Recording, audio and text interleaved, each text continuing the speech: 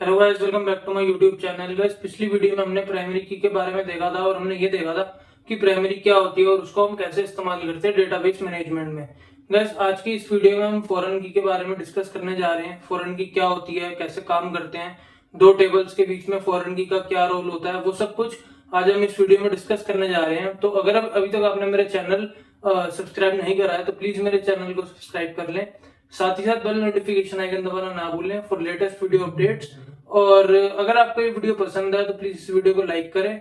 बाकी चलते हैं वीडियो की ओर और देखते हैं फॉरेन की क्या होती है। तो गाइस, बिना किसी देरी के चलिए स्टार्ट करते हैं। गाइस, आज इस वीडियो में हम हमारा टॉपिक जो है वो फॉरेन की है। फॉरेन की क्या होता है, फॉरेन की क्या कैसे काम करती है, वो सब हम इस वीडियो में देखेंगे। बाकी आपने एक टर्म सुना होगा, रेफरेंशियल इंटीग्रिटी। ठीक है, रेफरेंशियल इंटीग्रिटी क्या होता है? फॉर एग्जांपल, मान लो आपने कोई भी एक चीज खरीदनी है। ठीक है, तो फॉर एग्जांपल आप उसको अमेजोन पे, फ्लिपकार्ट पे या ईबे पे या मिंत्रा पे वो सब जगह चेक करोगे। ठीक है, आपको जहां से सबसे सस्ती चीज मिलेगी आप वहां से खरीदोगे। सही बात है। तो रेफरेंशियल इंटीग्रिटी का मतलब होता है कि आप कहीं से भी कोई भी चीज सर्च कर लो। मान लो आपको जो चीज चाहिए, अगर आप वो चीज सब जगह से वो चीज सर्च करते हो और उसका प्राइस अगर आपको सेम नहीं मिले तो वो रेफरेंशियल इंटीग्रिटी नहीं कहलाता है। रेफरेंशियल इंटीग्रिटी का मतलब ये है कि आपको, आप जो चीज ढूंढ रहे हो वो आप कहीं से भी ढूंढो, आप वो भले मिंत्रा से ढूंढो, फ्लिपकार्ट से ढूंढो, अमेजोन से ढूंढो, आपको वो चीज जो है वो सेम रेट की मिलनी चाहिए। यानी चीज आपको सेम मिलनी चाहिए, वो होता है रेफरेंशियल इंटीग्रिटी। रेफरेंशियल इंटीग्रिटी कई बार पूछ लेते हैं एग्जाम्स में कि कौन सी ऐसी की है डेटाबेस में जो रेफरेंशियल इंटीग्रिटी को फॉलो करती है।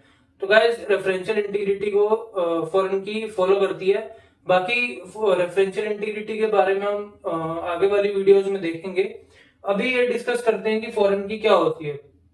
तो फॉरेन की जैसे मैंने यहाँ पे लिखा हुआ है, इट इज एन एट्रीब्यूट और set of attributes that references primary की ऑफ सेम टेबल और अदर टेबल। तो प्राइमरी की के बारे में हम पढ़ चुके हैं कि प्राइमरी की ना तो नल हो सकती है, ठीक है, ना तो रिपीट हो सकती है। फॉर एग्जाम्पल, मान लो यहाँ पे रोल नंबर हमने एक प्राइमरी की सेट कर रखा है बेस टेबल का। ठीक है, और यहाँ पे हमने रेफरेंस टेबल को भी एक एंटिटी या एट्रीब्यूट कह सकते हो, वो रोल नंबर दिया हुआ है जो कि इस टेबल में प्राइमरी की का काम कर रहा है।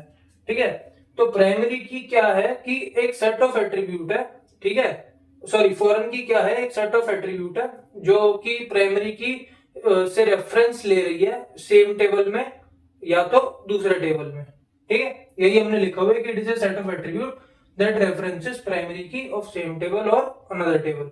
कि मतलब सेम टेबल में से रेफरेंस ले रही है प्राइमरी की का, या दूसरे टेबल से रेफरेंस ले रही है पहले वाले टेबल की प्राइमरी की का। ठीक है, तो ये हमारा हुआ फॉरेन की। अब ये काम कैसे करती है, देखो, एक हमने टेबल बनाया जिसका नाम हमने बेस टेबल दे दिया। दूसरा हमने रेफरेंस टेबल बनाया जिसका नाम हमने रेफरेंस टेबल दे दिया। ठीक है, अब ये टेबल क्या आपको दिखाता है कि ये टेबल दिखाता है कि यहाँ पे रोल नंबर है। ठीक है, यहाँ पे स्टूडेंट का नंबर नेम है, यहाँ पे उनका एड्रेस है। अब रोल नंबर क्या है, 1 2 3 4 5। ये ना तो नल है ना तो रिपीट हो रहा है, तो ये हमारा प्राइमरी की है। ठीक है, उसके बाद आता है स्टूडेंट का नेम। तो ये स्टूडेंट का नेम में क्या आता है, स्टूडेंट के नेम हमने डाल दिए 5। उसके बाद एड्रेस, एड्रेस कोई दिल्ली से, मुंबई से, चंडीगढ़ से, केरला से, पंजाब से। ठीक है, उसके बाद दूसरा टेबल हम बनाते हैं रेफरेंस टेबल, जो कि आप कह सकते हो कि कोर्स टेबल भी हो सकता है इसका, कि मतलब जो जो बच्चों ने एडमिशन लिया है किसी भी कॉलेज यूनिवर्सिटी में, फॉर एग्जांपल ये उनका रेफरेंस टेबल हो सकता है कि उन्होंने कौन कौन सा कोर्स लिया है या ऑप्ट किया है। तो मान लो कोर्स आईडी जो है वो ए से लेके ई तक है। नेम, जो कोर्स नेम है वो C++, DBMS, जावा, पाइथन और नेटवर्क, ये कोर्स नेम है। रोल नंबर ये है। तो फॉर एग्जांपल मान लो यहाँ पे जो पहला रोल नंबर है यानी सचिन, सचिन ने क्या किया, C++ ऑप्ट किया है। वैसे यहाँ पे प्रशांत है, यहाँ पे इन्होंने पाइथन ऑप्ट किया है।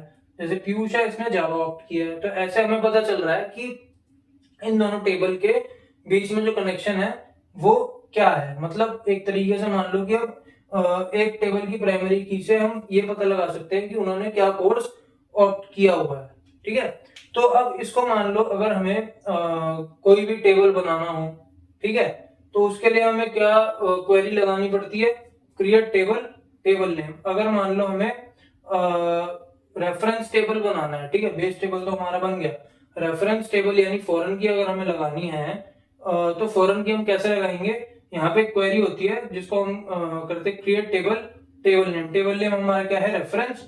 ठीक है, रेफरेंस के बाद हम क्या करेंगे, CID यानी कोर्स ID वैरकर में डालेंगे, उसके बाद नेम वैरकर में डालेंगे, उसके बाद ये रोल नंबर जो है, जरूरी नहीं कि आप सेम लिखो, यहाँ पे RN सेम लिखा हुआ है, अलग अलग भी आप लिखोगे तो भी कोई दिक्कत नहीं है। जैसे कि यहाँ पे RN इंटीजर में हमें चाहिए तो RN इंट रेफरेंस, किसका रेफरेंस हमें चाहिए, बेस टेबल का। तो बेस टेबल का कौन सी एंटिटी या कौन से एट्रीब्यूट का हमें रेफरेंस चाहिए, वो हमें यहाँ पे नाम लिखना है RN। ठीक है, RN int reference base RN। अब ये तो हो गया कि चलो हमने बेस टेबल बनाने के बाद रेफरेंस टेबल बनाई, तो हम इसकी क्वेरी ऐसे लिखेंगे।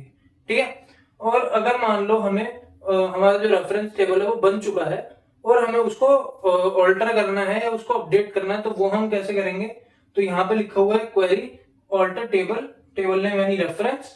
ठीक है, उसका हम क्या करेंगे, एक अगर मान लो एक हमें कॉन्स्टेंट ऐड करना है, मान लो हमें जो हमारा टेबल है वो यहीं तक बना हुआ है, ये वाला जो एट्रीब्यूट है ये हमें ऐड करना है, तो क्या करेंगे, ऐड कांस्टेंट RN की जगह आप कुछ भी नाम लिख सकते हो, कोई दिक्कत नहीं है। उसके बाद फॉरेन की RN रेफरेंसेस बेस RN। ठीक है, तो फॉरेन की क्या क्या फॉरेन की बनेगी हमारी, RN फॉरेन की बनेगी, किसका रेफरेंस लेगी, बेस में जो एट्रीब्यूट है RN उसका। ठीक है, तो फॉरेन की ऐसे ही काम करती है दो टेबल्स के बीच में, अगर हमें कोई दो टेबल ज्वाइन करनी है तो हम उसको ज्वाइन भी कर सकते हैं आगे जाके, तो उसमें कोई बड़ी बात नहीं है। बाकी जो फॉरेन की है वो हमें कैसे हेल्प करती है डेटा निकालने में या डेटा अपडेट करने में, डिलीट करने में, वो हम अगली वीडियो में डिस्कस करेंगे। बाकी इस वीडियो में हम फॉरेन की के बारे में बातचीत कर रहे हैं कि फॉरेन की क्या होती है, कैसे फॉरेन की काम करती है और किस बेसिस पर फॉरेन की काम करती है, जो कि हमारा रेफरेंशियल इंटीग्रिटी है। कि हाँ, अगर हमें मान लो इस टेबल से इस टेबल के बीच में कोई डेटा चाहिए जो कि दोनों का सेम रेफरेंस आ रहा है, जैसे कि यहाँ पे रोल नंबर 1 है, यहाँ पे रोल नंबर 1 है, अगर दो टेबल में सेम एट्रीब्यूट का रेफरेंस आ रहा है तो हम दो टेबल के बीच का डेटा फेच कर सकते हैं। ठीक है, तो इस वीडियो में गाइस इतना ही। बाकी नेक्स्ट वीडियो में हम ये पता करेंगे कि फॉरेन की और रेफरेंशियल इंटीग्रिटी, और मतलब फॉरेन की में रेफरेंशियल इंटीग्रिटी कैसे काम करती है, और कई सारे ऑपरेशंस हैं जो कि हम डेटाबेस में इस्तेमाल करते हैं, जैसे कि इंसर्ट हो गया, डिलीट हो गया, या क्या कहते हैं अपडेट हो गया, वो कैसे काम करते हैं। तो वो चीज अगर मैं आपको अभी समझाऊंगा तो वीडियो काफी लंबी हो जाएगी। तो गाइस नेक्स्ट वीडियो में हम रेफरेंशियल इंटीग्रिटी के साथ साथ वो स्टेप्स भी देखेंगे कि वो कैसे होते हैं। तो अभी के लिए इतना ही गाइस, मिलते हैं नेक्स्ट वीडियो में। Till then I will see you next time.